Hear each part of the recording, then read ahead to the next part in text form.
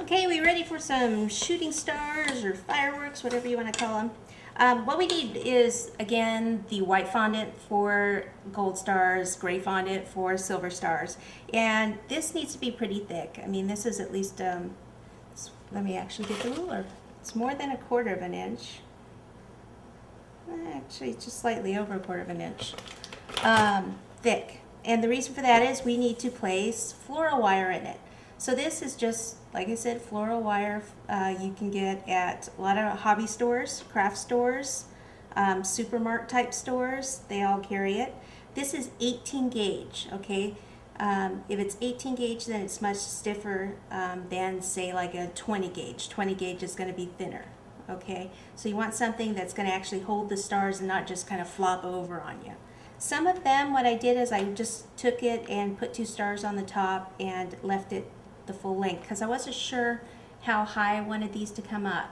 So it's better to be safe than sorry. But here what I'll do, you can just cut this with some snippers, and you just cut your stars out. And this is why you need them to be fairly thick.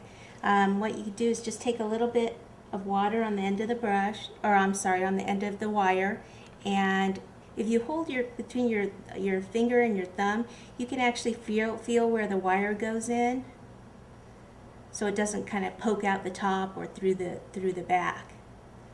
Okay, so you just want to put some on, like here's just one by itself, or I could slide this down further and then put a smaller one on top. And I made these yesterday and I let these dry, so at least a day before. If you know you're making this cake, you know, New Year's, obviously you probably know you're going to have a party or make it, you know, even before Christmas, you could make these way ahead of time and save you many hours that week.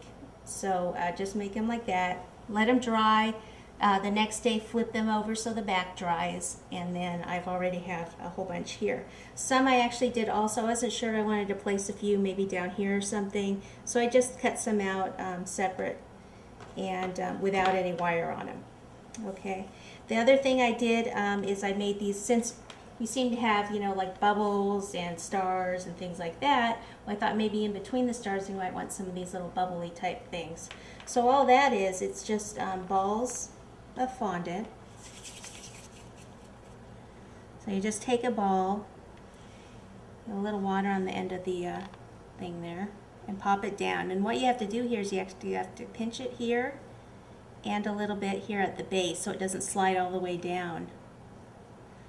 So you do that first, and then you can kind of reshape it. Sometimes you have to here like twist it for it to actually stick. Then what I did is I just dry dusted this. So I just took it over to my gold dust container. There's no alcohol or anything in there, and it just seemed to stick really well.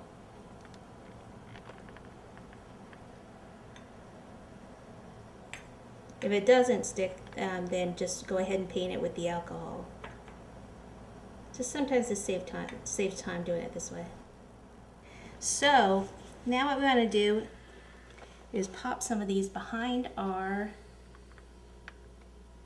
clock there. Okay, now this is going to be, I don't want it to be taller than that, so I'll probably have to cut some of this off.